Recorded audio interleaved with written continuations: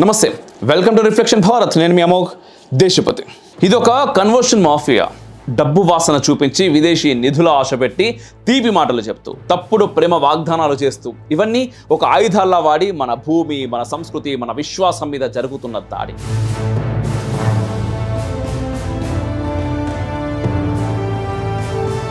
రాత్రి పగలు లేకుండా గుట్టు చప్పుడు కాకుండా మన సోదరుల్ని మన సోదరీమణుల్ని తమ వలలో బంధిస్తున్నారు ఇది మామూలు మతం మార్చడం కాదు మన ఆత్మను మన చరిత్రను మన మూలాలను టోటల్గా మన అస్తిత్వాన్ని లాక్కోవాలి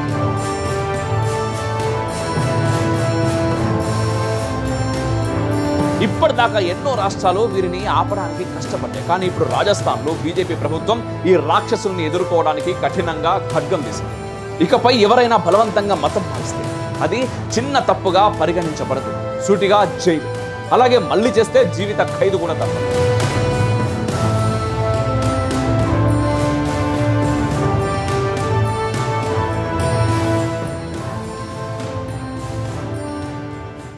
ఇది ఒక చట్టం మాత్రమే కాదు ఇది మన ధర్మం కాపాడే యుద్ధం ఇది మన భవిష్యత్తును రక్షించే సంకల్పం మన దేశంలో చాలా ఏళ్లుగా ఈ వివాదాస్పద అంశం జరుగుతూనే ఉన్నది ఇదే విషయాన్ని ఆధారంగా చేసుకొని చాలా రాష్ట్రాలు యాంటీ కన్వర్షన్ లాస్ పెట్టినాయి రాజస్థాన్ బీజేపీ ప్రభుత్వం చాలా స్ట్రిక్ట్గా prohibition of unlawful religious conversation bill 2025 అనే చట్టం తీసుకొని వచ్చింది కొత్త చట్టం ఏమంటున్నదంటే అనవసరంగా మార్పిడి చేయాలని చూడడం అంటే ఒకరిని బలవంతంగా లాభం చూపించి భయపెట్టి మతం మార్చితే 7 నుంచి 14 సంవత్సరాల జైలు కనీసం 5 లక్షల రూపాయల జరిమానా తప్పనిసరి ఎవరినైనా సరే డబ్బుని బహుమతుల్ని స్కాలర్షిప్లని ఉద్యోగాలని పెళ్లి పేరుతో మాయమాటలు చెప్పడం లాంటివి చేసి మతం మార్చిస్తే అది అనైతిక మార్పిడిగా పరిగణిస్తారు అదే మీకు ఇంకొంచెం స్పష్టంగా చెప్పాలంటే అద్భుతమైన మిరాకిల్స్ జరిగినాయి అంటూ మొదలుపెట్టి విపరీతంగా డబ్బు కావాలా ఈ కోరికలన్నీ తీరిపోవాలా అంటూ ఏదో మహత్యం జరగబోతున్నది అని మాయమాటలు చెప్పి కొద్ది రోజులకు మా మతంలోకి రండి ఇంకా చాలా లాభాలు పొందొచ్చు అంటూ ప్రచారాలు చేయడం నేరం అంటుంది చట్టం ఇప్పుడు ఇక్కడ ప్రూఫ్ చూపించాల్సింది బాధితుడు కాదు అలాంటివి చేశాడనే ఆరోపణలు పడినవాడే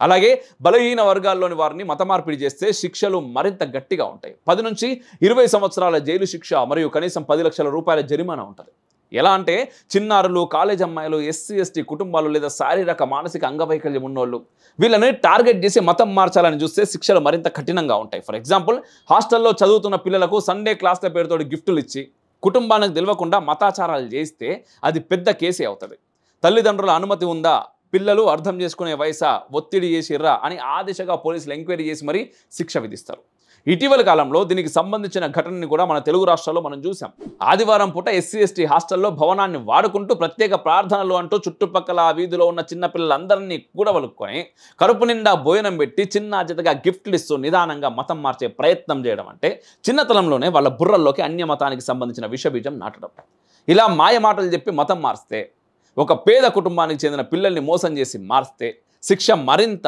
కఠినంగా ఉంటుంది ఇదే కాకుండా ఈ మధ్య మనం ఎక్కువగా చూసేది సభలు పెద్ద పెద్ద మీటింగ్లు పెట్టడం మతం గురించి చెప్పడం ఇలా చేయడం కూడా నేరమే గుంపులుగా ఒక సమూహాన్ని మత మార్పిడి చేయాలని చూస్తే అది ఇంకా పెద్ద నేరం అవుతుంది 20 సంవత్సరాలు జైలు శిక్ష పడుతుంది ఇంకా జీవిత ఖైదు కూడా అయ్యే అవకాశం ఉన్నది కనీసం 25 లక్షల రూపాయల జరిమానా ఉంటుంది అంటే ఒక్కొక్కరిని కాదు గుంపులుగా మార్చితే శిక్షలు కూడా డబుల్ అవుతాయి అన్నట్టు ఇవి ఎలా ఉంటాయంటే టౌన్ హాల్లోనో గ్రౌండ్లోనో ఫంక్షన్ హాల్లోనో 100 మందికి పైగా కూర్చొని పెట్టి ఒకేసారి ప్రమాణం చేయించడం వీడియో తీయించడం ఇది భారీ మార్పిడి నిజానికి ఈ తరహా వీడియోని మనం చాలా వరకు యూట్యూబ్లో ఫేస్బుక్లో ఇన్స్టాగ్రామ్లో చూస్తూనే ఉన్నాం ఒక 100-200 కంటే ఎక్కువ మందిని కూర్చోబెట్టి వ్యాధులు పోగొడతాం జీవితాల్లోని బాధలను పోగొడతాం అంటూ పాస్టర్లు తమ మాటలతోటి జనాలను పిచ్చోళ్ళని చేస్తూ నిదానంగా వాళ్ళ యొక్క మానసిక ఆలోచనల మీద దెబ్బ కొడుతూ మత మార్పిడి చేసే విధానం అన్నట్టు అప్పుడు ఇక్కడ కోర్టు అడుగుతుంది మీకు ఈ ఆహ్వానం ఎట్లొచ్చింది అని డబ్బు బెనిఫిట్స్ ఏమన్నా ఇచ్చిర్రా అని అలాగే ఈ మీటింగ్కి ఫండింగ్ ఎక్కడి నుంచి వచ్చింది అని ఎంక్వైరీ చేస్తుంది ఇలా బల్క్గా చేస్తే ప్రతి ఒక్కరి నుండి నేను నా ఇష్టం మీద వచ్చాను ఇక్కడికి అనే సమాధానం ఖచ్చితంగా రాదు అప్పుడు నిజమైన దొంగలు దొరికిపోతారు జైలు పాలవుతారు విదేశీ నిధులతో అక్రమంగా వాటిని వాడుతూ మత మార్పిడి చేయాలని చూసే వారికి కఠినమైన చర్యలు తప్ప 10 నుంచి 20 సంవత్సరాల జైలు శిక్ష పడుతుంది కనీసం 20 లక్షల జరిమానా అయినా విధిస్తారట మనకందరికీ తెలిసిన విషయం ఏంటంటే ఇలా మత మార్పిడి చేయాలని చూసే సంస్థలకు ఎక్కువ నిధులు విదేశాల నుంచే వస్తాయని అవి FCRA లైసెన్స్ క్లియర్ అకౌంట్స్ ఉంటే సరే అలా ఉన్నా సరే వాటిని ఇక్కడ పేదవారికి ఎడ్యుకేషన్ పేరిట తీసుకొని వచ్చి లోపల మాత్రం మత మార్పిడి కార్యక్రమాలకే వాడుతూ ఉన్నారు. అది కూడా పెద్ద నేరం అవుతుంది. ఇక్కడ అధికారులు బ్యాంక్ స్టేట్మెంట్స్, ఫండ్ రిపోర్ట్లు అన్ని చెక్ చేస్తారు. చూపించకపోతే సంస్థ రిజిస్ట్రేషన్ రద్దు, ఆఫీస్ సీజ్ చేస్తారు. ఇక శిక్షలు తప్పు. అలాగే మోసం, బలవంతం, పెళ్లి వాగ్దానం నేరంగా పరిగణిస్తారు. 20 సంవత్సరాల జైలు నుంచి జీవిత ఖైదు దాకా పడే అవకాశం ఉన్నది. కనీసం 30 లక్షల జరిమానా. చాలాసార్లు పెళ్లి చేసుకుంటానంటూ మోసం చేసి మతం మార్పిస్తారు. ఇలా ఉత్తరప్రదేశ్లోని కుషినగర్ జిల్లా నుంచి వచ్చిన ఒక బాధిత యువతి సందర్భాన్ని మనం గుర్తు చేసుకోక తప్పదు. ఈ విషయంలో ఆమెను అక్రమంగా అపహరించి బలవంతంగా మతం మార్పించి నిక్కా చేయించడం జరిగింది. ప్లస్ ఆ వ్యవహారంలో దాడి, లైంగిక వేధింపులు కూడా జరిగినాయి అని ఆరోపించారు. ఈ కేసులో ఒక పోలీస్ కానిస్టేబుల్ కూడా నిందితుడికి సాయం చేసిందని, బాధితురాలి కుటుంబాన్ని మోసం చేయడం వంటి తీవ్ర విషయాలు చట్టం ప్రకారం పెద్ద నేరంగా తీసుకొని ఈ కేసులో 4-5 జైలు శిక్ష కూడా విధించారు. ఇది ఒక ఉదాహరణ మాత్రం. ఇలాంటివి పెళ్లి పేరుతో ఎన్నో జరిగినాయి, మత మార్పులు జరుగుతూనే ఉన్నాయి, మనకు కనబడుతున్నాయి. అంతేకాదు పునరావృత నేరస్తుల మీద ఇక జాలి చూపించేది లేదు. ఇంకా వాళ్లకు మిగిలింది జీవిత ఖైదు మాత్రమే. కనీసం 50 లక్షల రూపాయల జరిమానా.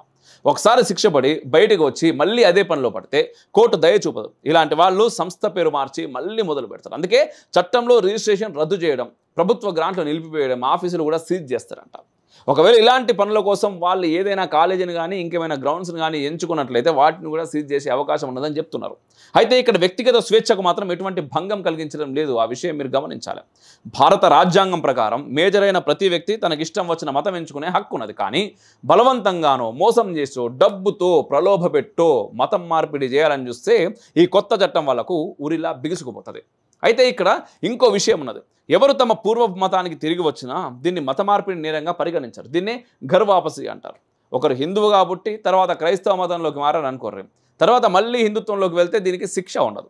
ఈ విషయంలో చట్టం అమలయ్యే విధానం చాలా కఠినంగా ఉండబోతున్నది. ఇవన్నీ నాన్ అవైలబుల్ క్రైమ్స్ కిందకి వస్తాయి. అంటే జామీను కూడా దొరకడం చాలా కష్టం అన్నట్టు.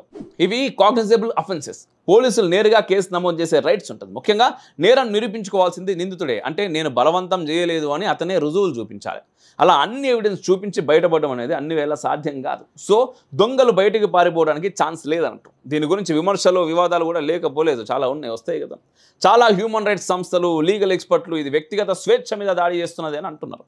వీళ్ళు ఏంటంటే దేశంలో అల్లర్లు జరిగితే, భారతీయుడికి నష్టం జరిగితే వీళ్ళ నోళ్ళు అసలు మెదపరు. కానీ వలసొచ్చిన వాళ్ళను ఉగ్రవాదులను ఏమైనా అంటే మాత్రం హ్యూమన్ రైట్స్ అప్పుడే గుర్తుకొస్తాయి వీళ్ళకి కొంతమందికి.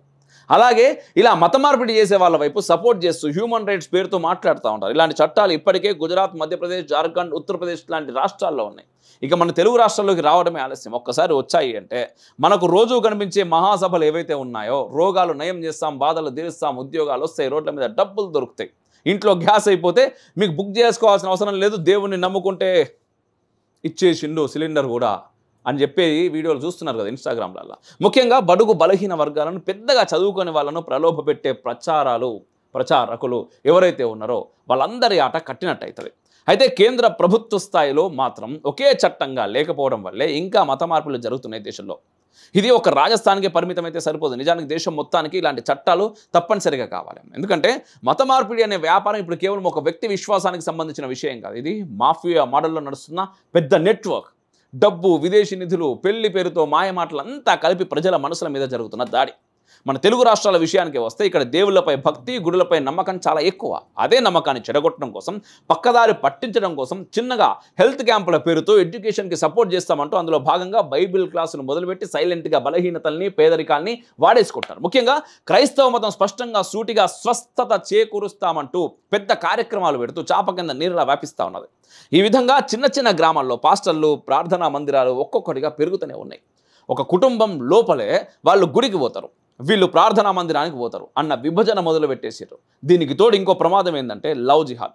సోషల్ మీడియాలో పరిచయాలు, ప్రేమ పెళ్లి పేరుతో మాయమాటలు అంతా కలిపి మత మార్పిడి కోసం యువతని వాడుకుంటున్న కేసులు రోజుకొకటి బయటపడతా ఉన్నాయి, మనం చూస్తున్నాం. మొదట్లో లవ్ మాత్రమే అనిపించిన లోపల అసలు ఉద్దేశం మాత్రం మతం మార్చకపోతే పెళ్లి చేసుకోను అనే కండిషన్ పెట్టి బలవంతంగా మత మార్పిడి చేసుడు. ఇక ఉగ్రవాదం పేరుతో మార్పిడి అనేది మరింత రహస్యంగా జరుగుతున్నది. విదేశీ నిధులు, రాడికల్ గ్రూపుల లింకులు వాడి మొదట కుటుంబానికి సహాయం పేరుతో మొదలుపెట్టి తర్వాత ఎక్స్ట్రీమిజం దిశగా నడిపించడం. చెప్పాలంటే ఇది నేరుగా జాతీయ భద్రతకే ముప్పు. అందుకే రాజస్థాన్లో వచ్చినట్టే ఒక బలమైన చట్టం మన తెలుగు రాష్ట్రాల్లో కూడా వస్తే ఎంత బాగుంటుంది. మత మార్పిడి మాఫియాలకు నేరుగా తలుపులు మూసేయచ్చు. డబ్బు, బహుమతులు, స్కాలర్షిప్ల పేరుతో చేసే మోసాలన్నీ ఆగిపోతాయి. లవ్ జిహాద్ లాంటి కేసుల్లో అమ్మాయిలకు చట్టబద్ధ రక్షణ కూడా దొరుకుతుంది. విదేశీ అక్రమ నిధుల వాడకం నిలిచిపోతుంది. చివరికి దేవుళ్ళ మీద ఉన్న మన భక్తి, మన సంస్కృతి, మన కుటుంబాల ఏకత్వం కాపాడబడుతుంది. మొత్తానికి ఇది కేవలం ఒక లా మాత్రమే కాదు, సంస్కృతి రక్షణ యజ్ఞం. మన రాష్ట్రాల్లో ఇలాంటి చట్టం వచ్చిన రోజు కన్వర్షన్ మాఫియాకి ఇదే అంతం. ఈ అంతం దేశం మొత్తం కూడా కావాలి. ఎందుకంటే చాలామంది అంటూ ఉంటారు, మతం మారితే ఏమవుతుంది. కామెంట్లో మీరు చెప్పుర్రు, మీకు తెలుసు కదా మతం మారితే ఏమవుతుందో. జై హింద్, మరా భారత్ మహాన్.